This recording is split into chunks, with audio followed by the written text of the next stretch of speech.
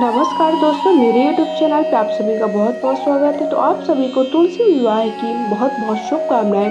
तो देवउठनी एकादशी के दिन तुलसी जी का विवाह शालिग्राम के साथ संपन्न कराया जाता है। अगर आपके पास शालिग्राम नहीं है, तो आप श्री हरि विष्णु के किसी भी स्वरूप के साथ उनका विवाह करा सकते हैं। तो इसके लिए सबसे पहले साफ-सुथरी जगह देख लीजिए। ये पूजन शाम के वक़्त संपन्न कराया जाता है। सबसे पहले हमें वहाँ पर रंगोली बना लेनी है।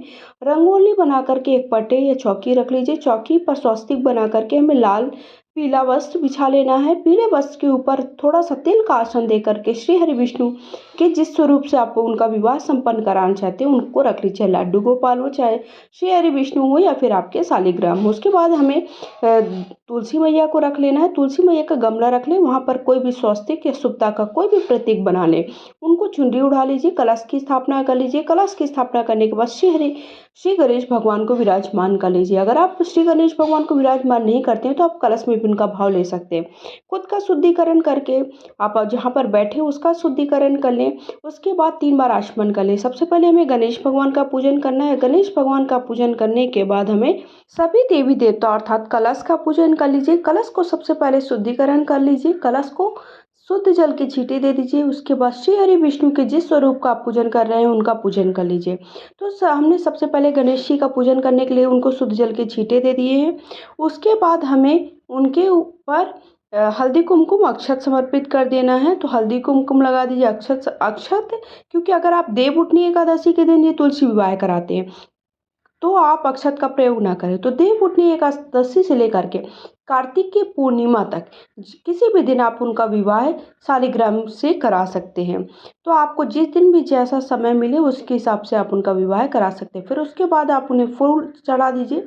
फूल चढ़ाने के बाद आपको वस्त्र के भाव से कलावा चढ़ा दीजिए, साथ ही साथ जनेऊ चढ़ा दीजिए। उसके बाद जो भी आपके पास फूल है वो फूल चढ़ा दीजिए। दुर्वा है तो दुर्वा चढ़ा दीजिए और मीठे का भोग लगा दीजिए। देखिए, मीठा उन्हें अलग से भोग लगाएं, क्योंकि जो हमें गणेश भगवान को भोग लगाएंगे उसमें तुलसी दल नहीं होगी, लेकिन जो हम श्री हरि विष्णु को भोग लगाएंगे उसमें तुलसी दल अवश्य होगी। गणेश भगवान का पूजन कर लीजिए। तो तुलसी विवाह पूजन कार्तिक मास के शुक्ल पक्ष की द्वादशी तिथि जो कि 13 नवंबर को है। तो द्वादशी तिथि नवंबर 12 को प्रारंभ होगी शाम 4:04 से, और 13 तारीख को अर्थात 13 तारीख बुधवार के दिन समाप्त होगी 1:01 पर। तो हमें तो जो उदय तिथि के अनुसार हमें व्रत और पूजन करना होता है। तो हमारी जो देवउठनी एकादशी है वो 12 तारीख को मनाई जाएगी मंगलवार के दिन। तो हमें व्रत और पूजन कब करना है? मंगलवार के दिन करना है। फिर उसके बाद देखिए, हमें कलश का पूजन कर दीजिए। श्री हरि विष्णु को हल्दी कुमकुम लगा दीजिए, क्योंकि उन्हें हल्दी कुमकुम बहुत ज़्यादा प्रिय है। चंदन लगा दीजिए, अगर आपको चंदन मिल जाता है तो आप चंदन लगा दें, उन्हें बहुत ज़्यादा प्रिय है। जो 12 नवंबर को शाम 4:04 पर होगी। देखिए, उदय तिथि के अनुसार 12 नवंबर को देवउठनी एकादशी मनाई जाएगी। इस दिन तुलसी विवाह का आयोजन भी किया जाता है। 12 नवंबर 2024 को तुलसी विवाह का शुभ मुहूर्त प्रदोष काल में शाम 5:29 से लेकर के जो शाम को 7:53 के बीच में आपको उनका शुभ विवाह है। अगर आप विवाह का कार्य संपन्न करा रहे हैं तो इस शुभ मुहूर्त में आपको विवाह कार्य संपन्न कराना है। उसके बाद सभी देखिए कलश में भी हमें थोड़ा सा तिल समर्पित कर देना है, और वस्त्र के भाव से वस्त्र के भाव से कलावा चढ़ा दीजिए। जनेऊ है तो जनेऊ चढ़ा दीजिए, नहीं है जनेऊ तो आप सूत से भी 7 बार लपेट कर जनेऊ बना सकते हैं। फूल चढ़ा दीजिए, जो भी आपके पास फूल है वो फूल चढ़ा दीजिए। तो इस तरह से हमें कलश का भी पूजन कर लेना है। श्री हरि विष्णु का या फिर आप शालिग्राम का पूजन करें, शालिग्राम रखें तो उनका भी पूजन कर लीजिए। तो सभी देवी देवताओं को हमें देखिए विधि विधान से पूजा कर लेनी है। पूजा करने के बाद भोग वगैरह समर्पित कर दीजिए। भोग समर्पित करने के बाद हमें व्रत की कथा सुननी होती है और विवाह की प्रक्रिया संपन्न करानी होती है। तो जो विवाह की प्रक्रिया संपन्न करानी है उसके पहले देखिए इस तरह से आप फूल चढ़ा दीजिए और भोग चढ़ा दीजिए। तो विवाह के लिए की प्रक्रिया हमें सबसे पहले हमें हल्दी की रस्म संपन्न कराएंगे। उसके बाद हमें मेहंदी की रस्म होगी। उसके बाद वरमाला की रस्म होगी, और उसके बाद हमें कन्यादान और सिंदूर भरने की रस्म और मंगलसूत्र पहनाने की रस्म भी संपन्न करानी होती है। तो उसके बाद जो कि भोग प्रसाद में देखिए आज के दिन आंवला चढ़ाना, सिंघाड़ा चढ़ाना, साथ ही साथ मीठे का भी भोग लगाएं, खील बतासे का भोग अवश्य लगाएं। कई लोग देखिए तुलसी दल अवश्य, जो भी भोग समर्पित कर इस बात का ध्यान रखें तुलसी दल जरूर डालें। बिना तुलसी दल के श्री हरि विष्णु आपका कोई भी भोग प्रसाद स्वीकार नहीं करेंगे, इसलिए तुलसी दल एक दिन पहले ही तोड़कर रख लीजिए। क्योंकि एकादशी के दिन तुलसी नहीं तोड़ी जाती है। उसके साथ साथ फल जो भी हैं वो फल चढ़ा दीजिए, आपको जो भी आपके पास फल आसानी से अवेलेबल हो वो फल चढ़ा दीजिए। साथ ही साथ देखिए, देवउठनी एकादशी के दिन जब उनकी तुलसी जी का हम विवाह की प्रक्रिया संपन्न कराएंगे, तो विवाह के साथ उनकी विदाई भी करनी होगी। अगर आप जिनके यहाँ से, साथ ही साथ आप गन्ने से इस तरह से मंडप भी बना सकते हैं, नहीं बना पा रहे हैं तो आप बगल में दोनों तरफ गन्ने इस तरह से रख सकते हैं। तो जो विवाह के बाद हमारी जो विदाई की प्रक्रिया है, साथ ही साथ उनका खोइचा भी भरना होता है। खोइचा भरना मतलब उनकी ओली भरना कहलाता है। तो खोइचा भरने की वीडियो मैंने शेयर कर दिया, आप सब चैनल पर जाकर देख लीजिएगा कि तुलसी जी का जब हम विदाई कराएंगे तो खोइचा कैसे भरेंगे। साथ ही साथ तुलसी जी का जब हम विदाई कराएंगे तो देखिए, अगर आप तुलसी जी का कहीं मंदिर से लेकर के आए हैं और शालिग्राम, तो आप मंदिर में भिजवा देंगे। किसी आप दोस्त वगैरह के यहाँ से लाए हैं तो आप उनके यहाँ भेज देंगे। लेकिन अगर आपके खुद के घर के तुलसी जी और शालिग्राम है तो आपको कहीं भी विदाई कराने की आवश्यकता नहीं, आप घर पर ही उन्हें रख लीजिए। इसके बाद हमें देखिए विवाह की प्रक्रिया संपन्न कर, तो सबसे पहले हल्दी में थोड़ा सा दूध मिला लीजिए, हल्दी के पाउडर में। उसके बाद 5 बार श्री हरि विष्णु को चढ़ा करके वही हल्दी हमें तुलसी मैया को लगा देनी है। इसी प्रकार मेहंदी की भी रस्म संपन्न कराए, तो मेहंदी भी आप कोन ले लीजिए या पाउडर ले लीजिए, उसे हमें 5 बार श्री हरि विष्णु को लगा करके तुलसी मैया को लगा देना है। इसी प्रकार हमें ये सब करने के बाद वरमाला की रस्म संपन्न करें, तो आप फूलों की माला ले लीजिए। तो फूलों की माला से हमें फूलों को माला को सबसे पहले तुलसी मैया को चढ़ा करके हमें श्री विष्णु को चढ़ा देना है, पहना देना है, और श्री विष्णु को स्पर्श करा करके हमें तुलसी मैया को, उसके बाद सीधे हाथ से उनके एक सिक्का ले लीजिए और सिंदूर भरवा दीजिए। सिंदूर भरवाने के बाद अगर आपके पास मंगलसूत्र है तो मंगलसूत्र पहना दीजिए। सब दाहिने हाथ से ही कार्य करें।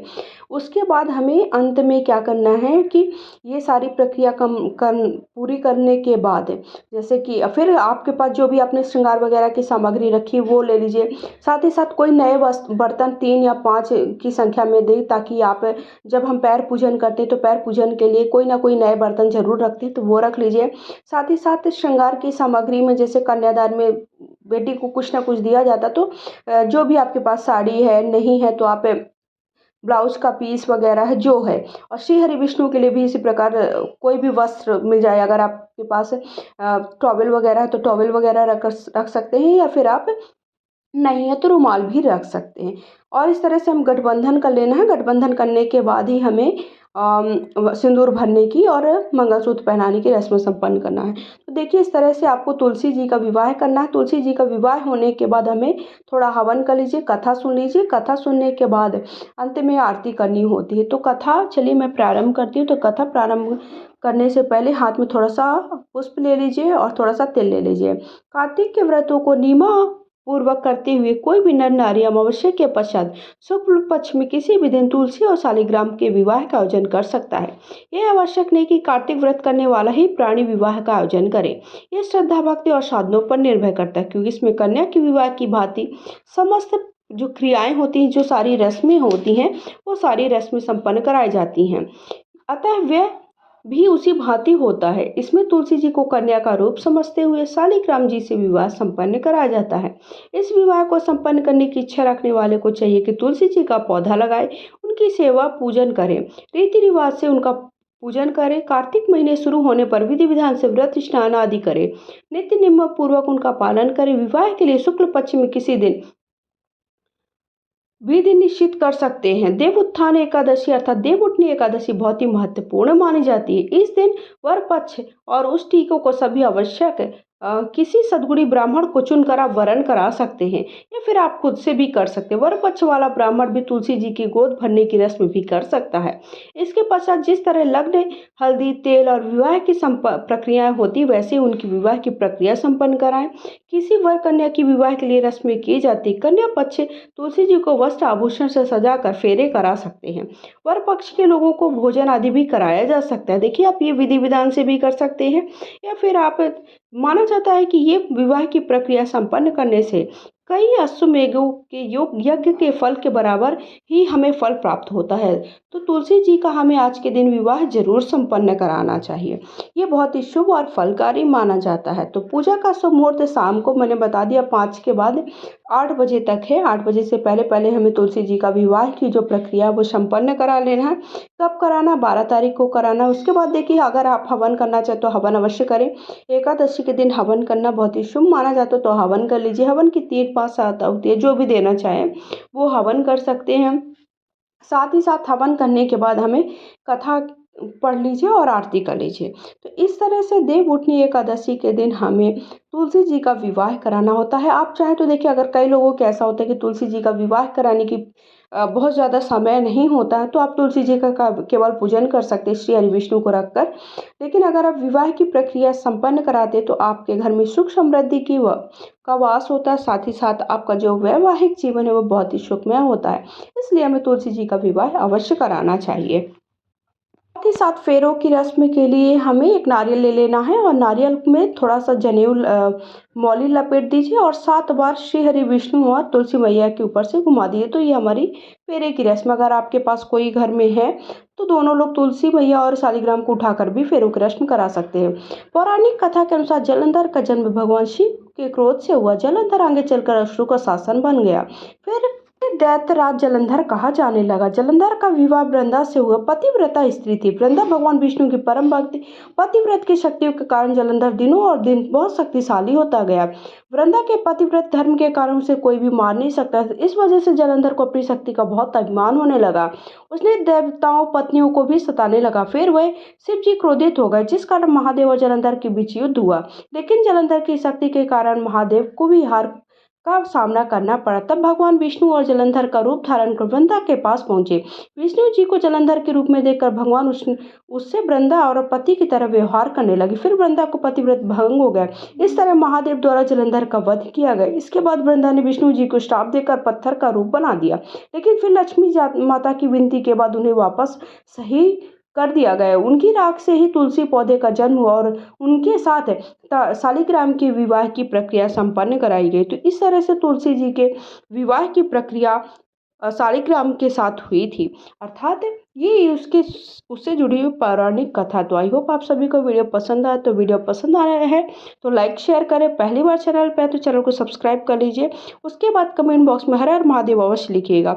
और पूजा करने के बाद अंत में आप चाहें तो 11 108 18 21 जितनी भी हो, आपके जितनी सामर्थ्य है उतनी सामर्थ्य के साथ 11 21 51 जितनी हो 108 फेरी जरूर लगाइएगा। बहुत ही शुभ माना जाता है। तो इस तरह से हमें तुलसी जी का विवाह शालिग्राम से देवउठनी एकादशी से लेकर के कार्तिक की पूर्णिमा तक किसी भी दिन संपन्न कराना है।